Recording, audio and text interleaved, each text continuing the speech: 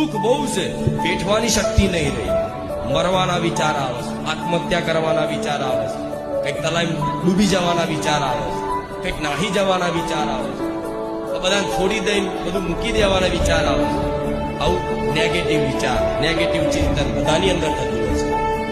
આ પીડાને, આ વિચારોનો નાશ કરવા માટે આ રામ નામ સિવાય કોઈ ઔષધિ જગતમાં વિચારોનો તો નાશ થશે, પણ આ વિચારોનો નાશ તો થઈ ગયો. જે પરિસ્થિતિથી તમને ડર લાગે છે, એ પરિસ્થિતિને લઈને તમે ચિંતિત છો, દુઃખી છો કે આરું આમ શું થશે, આમ શું કરીશ, તો માતા એવું કહીશ, આ રામ રામ જપવાથી તમારી અંદર આ પહેલા ચિંતાઓનો નાશ થઈ જશે. કોઈ જાતની ચિંતા નહીં રહે.